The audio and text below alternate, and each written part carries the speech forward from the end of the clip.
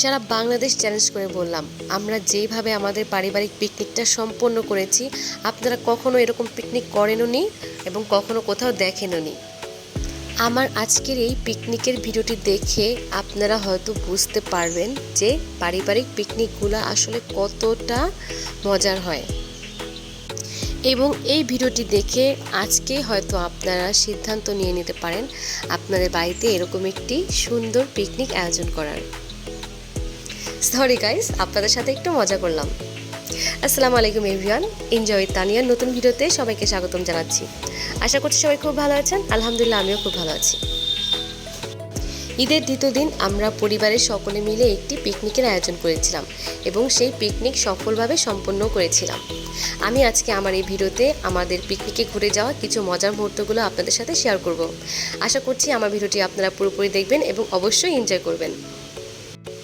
আমাদের এই পিকনিকের উদ্যোগটা যে নিয়েছিল সে আর কেউ নয়, one and only my husband. হ্যাঁ, আমার হাজব্যান্ড আসলে এরকম একটা পিকনিকের উদ্যোগ নিয়েছিল। তার খুবই ইচ্ছা ছিল যে আমাদের পরিবারের সবাইকে একসাথে নিয়ে একটা পিকনিকের আয়োজন করার এবং সবাই মিলে একসাথে আনন্দ করার, এবং হয়েছেও তাই। আমরা সবাই মিলে অনেক অনেক বেশি আনন্দ করেছি। ঈদের দুদিন আগে হঠাৎ আমার হাজব্যান্ড আমাকে বলে, চলো তোমাদের বাসার সবাইকে নিয়ে আমরা একটা পিকনিকের আয়োজন করি। বাসার সবাইকে জানালাম এবং আলহামদুলিল্লাহ সবাই পিকনিকের জন্য রাজি হয়ে গেল। আমাদের পিকনিকের জন্য আমরা চাঁদা নির্ধারণ করেছি প্রত্যেক ফ্যামিলি অনুযায়ী 1500 টাকা করে। ঈদের পরের দিন আমরা চলে গেলাম আমার বাবার বাড়িতে, যে বাসা সবার কাছ থেকে পিকনিকের জন্য চাঁদা তুললাম এবং চাঁদা তুলে আমরা পিকনিকে যেই সকল খেলাধুলাগুলো করব সেই সকল খেলাধুলার জন্য সকল প্রকার গিফট আমরা কিনে বাসায় রাত জেগে এগুলো প্যাকিং করলাম। রাত জেগে আমার হাজব্যান্ড এই কাগজের ফুলগুলো বানালো পিকনিকের দিন সকালে ডেকোরেশন করার জন্য। সকাল 9টার মধ্যেই আমার হাজব্যান্ড, আমার দুলা ভাই, আমার ছোট ভাই এই 3 জন মিলে পিকনিকের সকল বাজার করে নিয়ে আসলো এবং বাজার করে আনার পর আমরা সবাই ব্যস্ত হয়ে পড়লাম কাটাকাটি করার জন্য। একটা ইম্পর্টেন্ট কথা শেয়ার করি, যেটা হচ্ছে আমাদের পিকনিকের খাবারের আয়োজন ছিল 3 বেলার, যেটা কখনো আর কোনো পিকনিকে হয়তো আপনারা দেখেননি। আমাদের পিকনিকে আমাদের দুপুরের খাবারের আয়োজন ছিল, দুপুরে ছিল খিচুড়ি, তারপর হচ্ছে আমাদের সন্ধ্যাবেলা একটা নাস্তার আয়োজন ছিল, সেখানে ছিল কলা আর কেক, আর রাতের বেলা ছিল বিরিয়ানি। তো দুপুরের খিচুড়ি রান্না শুরু হয়ে গেল আমাদের দুপুরের খাবার জন্য।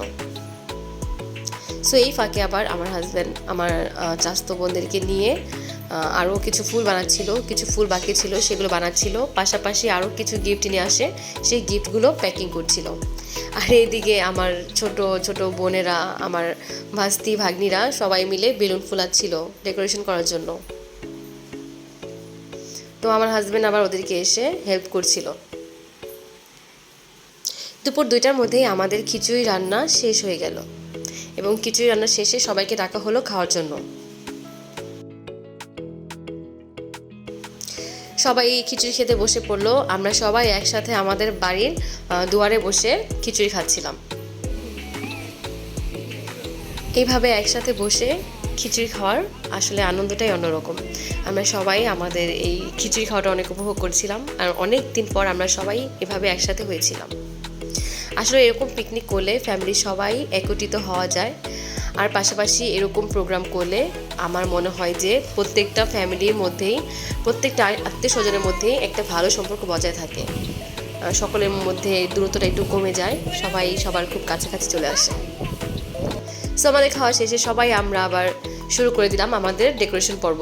আমার হাজব্যান্ড, আমার বোন জামাই, আমার বোন সবাই মিলে একটা ছোট গেট করছিল বেলুন দিয়ে, তো আরও পাশাপাশি সাইডে বেলুন ফুল দিয়ে ডেকোরেশন করছিল।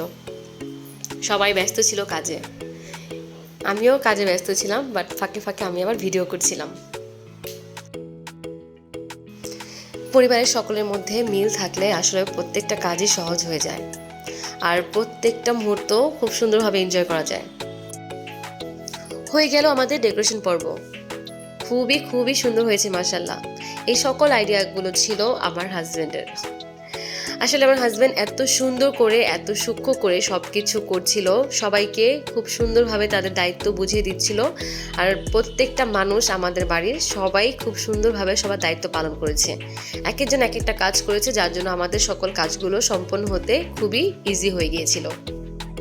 এদিকে আবার আমার দুলাভাই বিরিয়ানির জন্য আগেই বিরিয়ানির মাংসটা কষিয়ে রাখছিল, কারণ একটু পরেই শুরু হয়ে যাবে আমাদের খেলাধুলা পর্ব। সবাইকে বলছিলাম রেডি হতে, বাচ্চাদের আগে বলছিলাম রেডি হতে খেলাধুলা করার জন্য, কারণ বাচ্চাদের খেলাধুলাটা আগে হবে। সো একটু পরে আপনারা দেখতে পারবেন আমাদের খেলাধুলার পর্ব।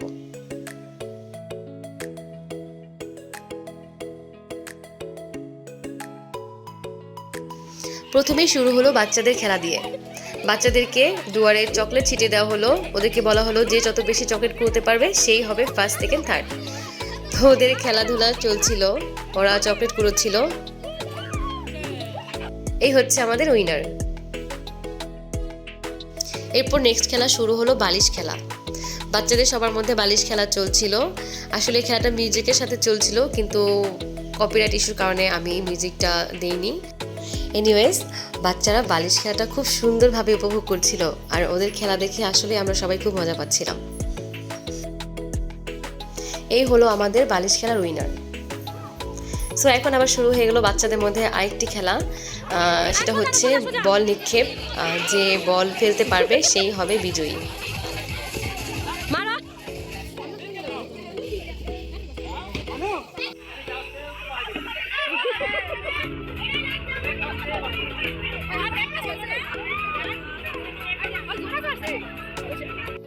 বাচ্চাদের বল খেলা শেষে আমরা চলে আসলাম আবার আমাদের মা কাকিদের কাছে।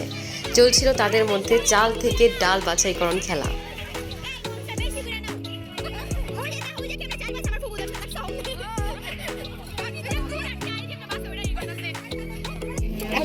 তাদের খেলা শেষ হওয়ার পর চলছিল তাদের চাল থেকে ডাল ভোলার পালা।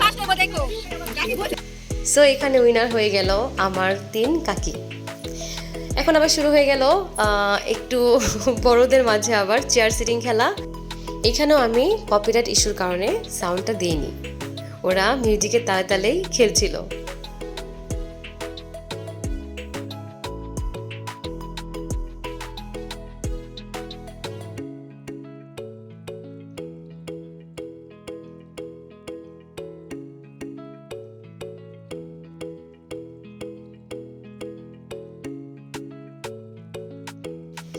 এই হলো আমাদের চেয়ার সিটিং খেলার উইনার। আবার শুরু হয়ে গেল আমাদের মা কাকি বোন সকলের মধ্যে বালিশ নিক্ষেপ খেলা। এর আগে আরেকটি বালিশ নিক্ষেপ খেলার পর্ব গিয়েছিল, বাট ওটা আসলে ভিডিও করা হয়নি। তো আমাদের সবার মধ্যে বালিশ নিক্ষেপ খেলা চলছিল, সবাই আমরা অনেক মজা করছিলাম। আমাদের উইনার ছিল এই 3 জন। এবার শুরু হলো আমাদের বাবা ভাই জামাই সবার মধ্যে বালিশ নিক্ষেপ খেলা। সবাই এই খেলাটা খুবই এনজয় করছিল, আমার খুবই ভালো লাগছিল ছেলেদের মধ্যে এই খেলাটা দেখতে। এখানে মজার একটি বিষয় হচ্ছে, এই বালিশ খেলায় আমাদের বাসারই 3 জন উইনার হয়েছিল। 1 হচ্ছে আমার হাজব্যান্ড, 2 হচ্ছে আমার বোন জামাই, 3 হচ্ছে আমার ছোট ভাই। আবার শুরু হয়ে গেল ছেলেদের মাঝে বল নিক্ষেপ খেলা।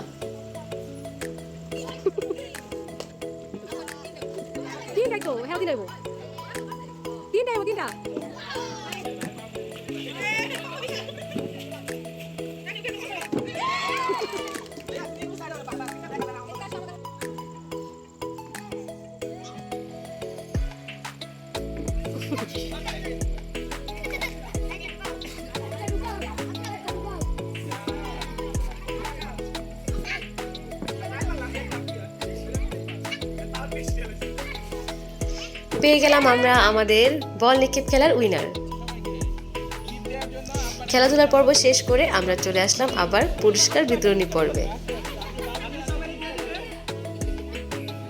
খেলাধুলায় যারা বিজয়ী হয়েছে তাদের মাঝে এখন পুরস্কার বিতরণ করা হবে। পাশাপাশি আমরা লটারিরও ব্যবস্থা রেখেছিলাম। লটারিতেও প্রায় 30 থেকে 35টার মতো গিফট রাখা হয়েছে।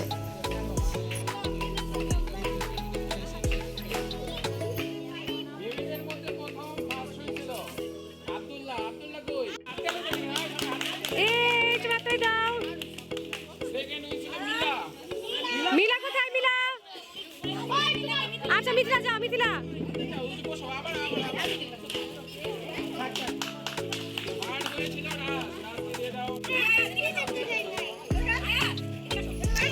আব্বুর হাত থেকে সবাই গিফট নিচ্ছিল।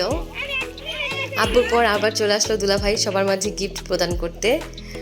সো এখন দুলাভাইয়ের হাত থেকে আমার নয়া কাকি গিফট নিচ্ছিল, সে তো ভীষণ খুশি।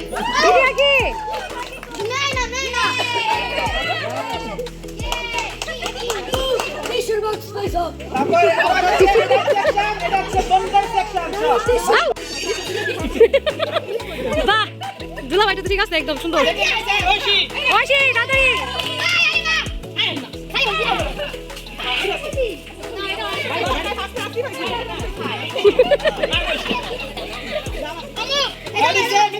Mithila Second is my loving wife, Ria.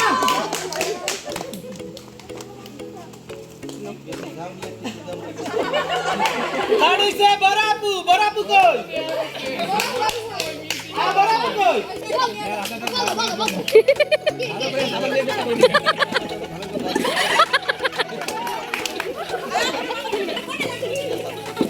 Second is আমাদের লাইলি কাকি। আবার ওয়ারে রলি লাইলি কাকি। Third is জয়া, আবার দুটো গিফট আছে ওনারা।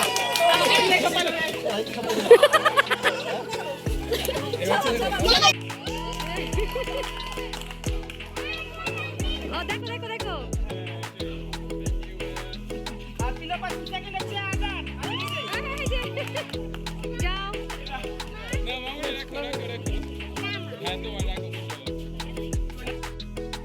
আমার বোন জামাই গিফট নিচ্ছিল দুলাভাইয়ের হাত থেকে। এরপর আমার ভাইয়ের নাম আসলো, বাট আমার ভাই একটু বাইরে ছিল, তাই ভাইয়ের গিফটটা আমার আব্বুর হাতেই দেওয়া হলো। এরই মাঝে আমি কিছু কথা বলে নিচ্ছি। এই পিকনিকে আমার 3টা কাকা, 2টা চাচাতো ভাই, আরও কিছু ভাই বোন কাজিনস সবাই মিসিং ছিল। তো আমরা সবাইকে আসলে অনেক বেশি মিস করেছি। তোমরা সবাই থাকলে হয়তোবা আমরা আরও বেশি মজা করতে পারতাম। আল্লাহ চাইলে আমরা নেক্সট পিকনিকে সবাই একসাথে থাকবো ইনশাআল্লাহ।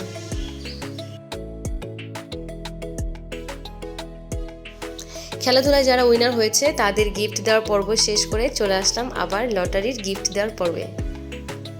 প্রত্যেকটা ফ্যামিলিতেই 5টি করে লটারি দেওয়া হয়েছিল। সবাই সবার লটারি গিফট বুঝে নিচ্ছিল। আর সবচেয়ে মজার বিষয় হচ্ছে লটারির প্রথম গিফটটাই আমি পেয়েছিলাম। আমরা সবাই লটারি গিফটগুলো সবাই বুঝে নিলাম। আমরা আসলে এই পুরস্কার বিতরণী মোমেন্টসটা আমরা সবাই অনেক বেশি এনজয় করেছি।